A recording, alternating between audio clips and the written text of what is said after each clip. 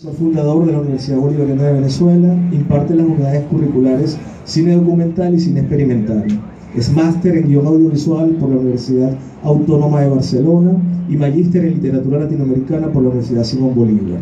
Asimismo, es egresado en bibliotecología por la Universidad Central de Venezuela y actualmente es director ejecutivo de la Casa Nacional de las Letras y director fundador de la revista digital La Comuna de Bella. Adelante, profesor.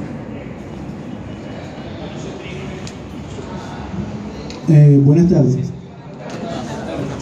La idea es que estamos haciendo unos trabajos para nuestro núcleo de investigación donde queremos tener como objeto de estudio a la ciudad de Caracas, ¿no? En este caso yo voy a leer una primera parte de la investigación que está desarrollada en tres partes, ¿no? Una primera parte que identifico las herramientas con que estamos trabajando el tema de la memoria en la ciudad de Caracas y para las futuras reuniones trataré de llevar a cabo todo lo que tiene que ver con cómo tomamos los ejemplos de los barrios y los personajes de los barrios y cómo se hace esa función de la reconstitución de la memoria.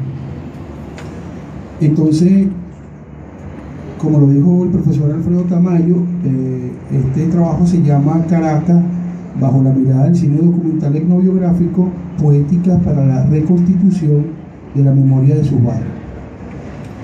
Escribe Jean Baudrillard en La transparencia del mal: el secreto de la imagen no debe buscarse en su diferenciación de la realidad y como consecuencia en su valor representativo, estético, crítico o dialéctico, sino por el contrario, en su mirada telescópica a la realidad, su cortocircuito con la realidad y finalmente en la implosión de la imagen y realidad. En nuestra opinión, hay una carencia cada vez más definitiva de diferenciación entre imagen y realidad, que ya no deja lugar para la representación como tal. Hay una especie de placer primario, de regocijo antropológico en las imágenes, una especie de fascinación bestial, libre de trabas de los juicios estéticos, morales, sociales o políticos. Por eso yo sugiero que son inmorales y que su poder fundamental reside en su inmoralidad. Cierro la cita de Baudrillard. Tenemos la forma más laxa de definir cine documental y lo entendemos como la representación de la realidad. Para Robert Flaherty, la finalidad del documental es representar la vida bajo la forma en que se vive, y esto lo llevó a cabo con su grandiosa película Nanook, el esquimal, donde por un viaje por los desiertos de hielo del norte del hemisferio reconstruye a través de la memoria todas las prácticas de los antepasados de Nanook. Recuerden que en la película Nanook el esquimal, Flaherty llega a esa película por un ensayo y error. Él está fumando en una habitación donde tiene rollos y rollos de película, y como el material fílmico, el negativo, es bastante, ¿cómo se dice? Sensible, no, que lleva fuego inmediatamente, inflamado. Le cayó una chispa y quemó todo lo que había grabado por un tiempo, porque su padre era ingeniero de caminos, y recuerden que en el norte de nuestro continente ellos acabaron con toda la población indígena. Y entonces un poco la idea de Flaherty era que al ocurrir ese accidente, él pensó cómo reconstituir eso que él quería hacer sin saber qué quería hacer. Y uno de esos trabajadores que hacían las vías del tren y que hacían un camino, él le preguntó qué le gustaría hacer, que él lo grabara. Y entonces Nanook le dijo: bueno, vamos a grabar cómo mis padres, mis abuelos cazaban y buscaban alimentos. Y ahí entonces comienza una gran aventura, que es esta película que se llama Nanook el esquimal, y que da origen a la categoría del cine documental. Es decir, esta película es reconocida como la primera película del cine documental. Para John Grierson, el documental es el tratamiento creativo de la actualidad. Y para Bill Wilco, el concepto de documental se construye desde la práctica que ocurre en un lugar de oposición y cambio. Por ello, Nichols plantea que el cine documental, que el cine documental como objeto de estudio se define desde 3 puntos de vista: desde la mirada del realizador, desde el texto y desde el espectador. Para estas breves notas, es decir, esta primera parte, pensamos en el concepto desde la mirada del autor-realizador. El primer elemento que tenemos a bien considerar es el control que ejerce el autor-realizador sobre la película. Normalmente, el director de documentales controla ciertas variables de la preparación, el rodaje y el montaje.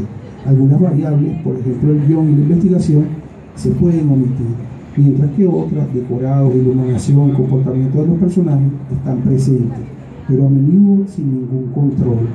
Lo que el documentalista no puede controlar plenamente es su tema básico, es decir, la historia.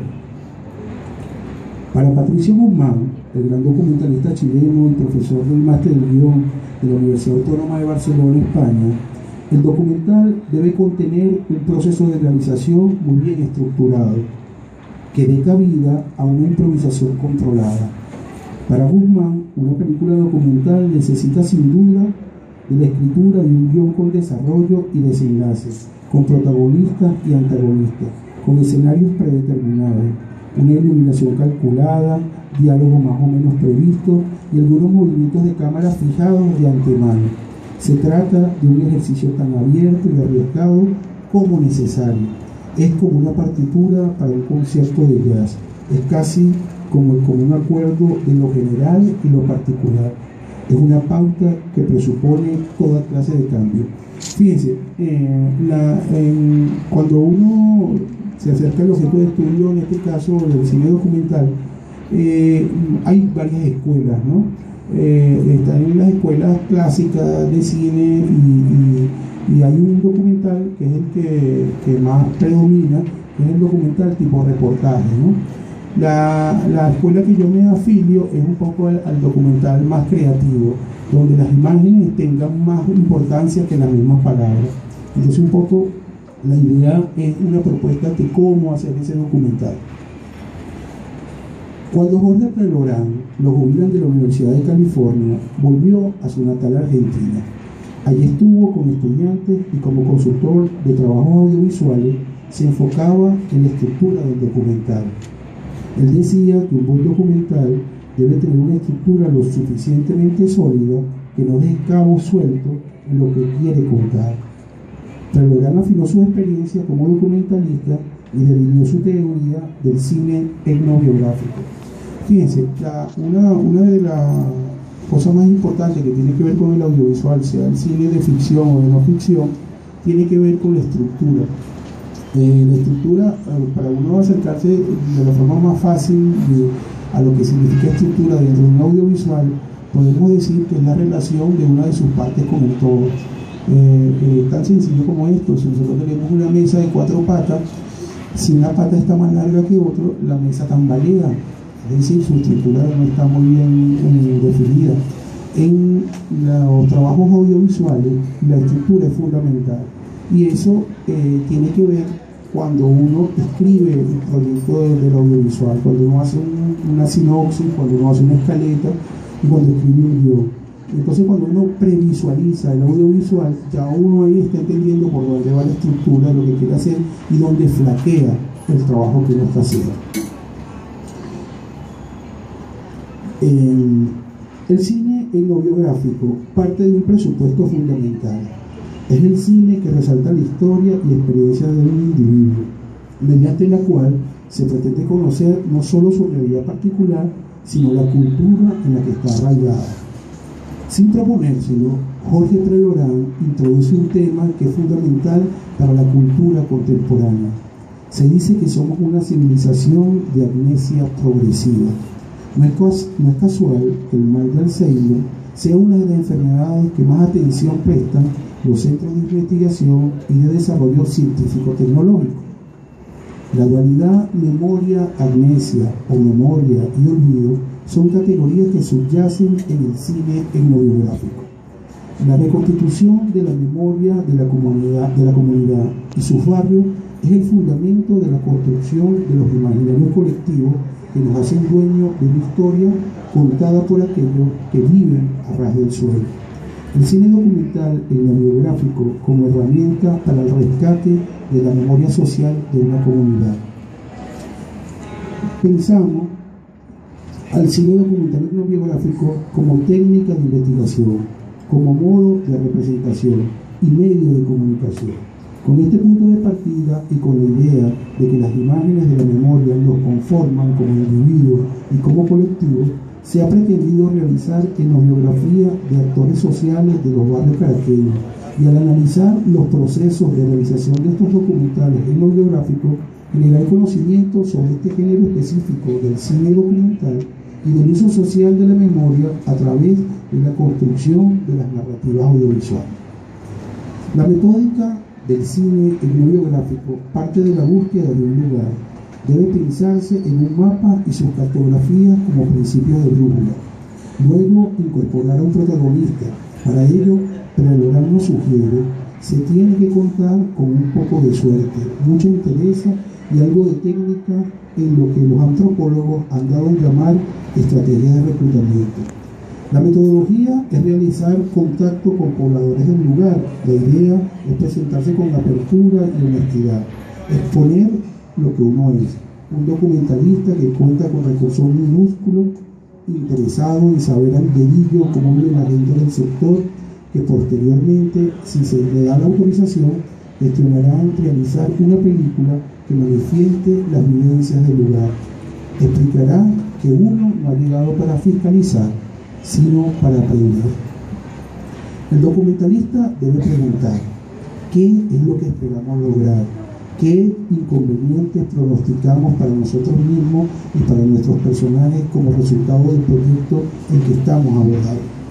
Al tener respuesta para estos interrogantes, establecemos una estrategia que indican que el personaje compartirá el discernimiento de su cultura y el documentalista lo grabará con su limpieza. Se alcanzará la tan deseada afirmación ya dentro de sus propios argumentos. Se debe priorizar el ejercicio de la humildad, el carácter de dejarnos guiar como chicos. Nuestra tarea es cultivarse y para ello es bueno dejarse atrapar por lo nuevo, lo diferente, que se exponga a estar dispuesto a oír lo que se nos manifiesta sin discutir y sin criticarlo. Pienso que al inicio del proceso es el tiempo ideal para tomar apuntes, grabar sin convertirnos en inoportunos, en la rutina del hogar. El uso de la cámara sería para el futuro. Este es más que nada al instante del análisis y la improvisación. Aquí, fíjense, la idea siempre en los trabajos de este estilo de cine documental etnobiográfico está soportado por una investigación rigurosa, una investigación que parte de varios métodos, entre ellos la etnografía. Para concluir, yo tomé unas notas para como pensar sobre qué es lo que no debemos hacer cuando vamos a hacer este tipo de trabajo. Entonces, elementos que debemos tomar en cuenta para evitar el fracaso en este tipo de proyectos. 1. Generalmente, los programadores y la audiencia buscan películas con imagen y sonido, ambos de interés. Sus protagonistas pueden tener cosas interesantes que decir, pero nunca pierdan de vista el hecho de que una película es además un medio visual. Podrían hacer un documental sentando a alguien y poniendo la cámara delante, pero seguro que no será uno que le atrape durante hora y media. Esto suele ocurrir porque hay muchos documentales que la falta de creatividad, del uso de la herramienta como una cámara, la posibilidad de que las imágenes que uno está narrando de manera audiovisual deja que el director, el autor no pruebe unos elementos que tienen que ver con el tema de las pantallas, ¿no? Las pantallas son en esencia, decía el profesor Omar Rincón, son en esencia, las pantallas transmiten emociones. Y por eso cuando nosotros no tenemos emoción, empatía emocional con algo que estamos viendo en la pantalla, estamos surfeando con el control remoto, ¿no? Y hasta que digamos que algo no seduce, ¿no? Es decir, nos emociona. Número 2. Cierren la boca un momento y dejen a las imágenes contar historias. Tener una cansina voz en off durante toda la narración es una mala idea. Dejar que el documental se cuente con la narración de niños que se expresan mal, una idea peor. Una buena idea general es mostrar el lugar de decir, sí, la narración puede ser y ha sido usada de forma eficaz en muchos documentales, y algunas veces es necesario proporcionar alguna información que de otra manera sería difícil revelar al espectador, pero mejor si se utiliza con moderación. He visto demasiados documentales que se ahogan en la voz en off, a menudo explicando lo que ya se ha mostrado en la pantalla o cubriendo grandes agujeros de la filmación. Prefiero en su lugar una sensata utilización de los intertítulos, que son menos estridentes. Si usan un narrador, entonces estén seguros de que es una voz que su espectador querrá escuchar, clara y atractiva, en lugar de confusa e inductora del sueño. Fíjense, hay un gran ejemplo en esto que acabo de decir, que es una gran película documental que se llama Sweet Havana, de Fernando Pérez. Creo que Fernando Pérez es uno de los grandes cineastas vivos de la contemporaneidad, cineasta cubano, y bueno, la película se consigue ahí en el pasillo de Ingeniería de la Central, y los invito a verla, porque Fernando hace uno de las muestras de virtuosismo que el cine nos depara. Él cuenta la historia de 7 personajes en La Habana sin que los personajes digan nada, ellos se están moviendo y la cámara lo que está presenciando, eso que está ocurriendo, eso que está moviendo La Habana. Entonces pensaba que el mejor homenaje, un día le pregunté a Fernando Pérez cuando lo conocí, que el mejor homenaje que le hacemos a una ciudad es entendiendo y la posibilidad de entender qué es lo que está pasando allí, qué piensa esa gente, cómo lo piensa, cómo son sus intercambios cotidianos. Entonces en este caso a mí me interesa muchísimo que las imágenes hablen, que las imágenes cuenten, y entonces tratar de suprimir lo más posible la cantidad de voz en off y de texto y de diálogo que estoy diciendo, las cosas que la pantalla no está diciendo. Número 3. Utilicen subtítulos en lugar de doblar en otras lenguas con falsos acentos e interpretaciones enfáticas. Por favor, sé que a algunos espectadores no les gusta leer subtítulos, pero no dejen que sea su objetivo demográfico. Reconozco además que diferentes culturas tienen distintas preferencias a la hora de elegir entre subtítulos o doblaje, pero especialmente en los documentales, el doblaje es tan solo una distracción. Permitan a sus entrevistados contar sus propias historias en su propia lengua y tradúzcanlo con subtítulos. Esto da oportunidad a los miembros de su audiencia que conocen la lengua original de escuchar lo que los protagonistas dicen, y además elimina el problema de la voz interpretando el diálogo.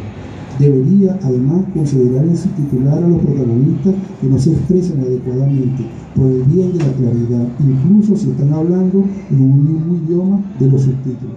Fíjense, aquí hay momentos en la vida azarosa del documental donde el sonido no puede captar, si estamos utilizando un sonido en directo, no puede captar determinada frase, algo que digan los que están en el documental. Entonces, una buena opción para el documentalista es utilizar subtítulos para esclarecer lo que queremos contar. Número 4. Contraten a un buen sonidista y no tendrán que oír ruidos de fondo o espacios sin audio en cada escena. Queremos oír lo que los sujetos están diciendo. Así que por favor, háganse un favor a sí mismos y dentro de las restricciones de sus presupuestos, encuentren a alguien que sepa cómo trabajar con el sonido. Obviamente, esto se extiende a toda otra consideración técnica como iluminación y fotografía. Protagonistas realmente interesantes pueden ser completamente reducidos a la mínima expresión si la forma en que están filmados arruina la película. Fíjense, hay algo que aquí es sumamente importante. Se cree con frecuencia que el autor, el director del cine documental no compone la imagen. Realmente todo buen cineasta documental compone la imagen. Él hace una composición de imagen previa a lo que él va a grabar. El ejemplo clásico, retomamos otra vez a Namun el Esquimal de Robert Flaherty. Flaherty en esa época Jorge Zambrano estudió con Flaherty, estamos hablando de 1928. Flaherty utilizaba unas cámaras muy pesadas, eran cámaras que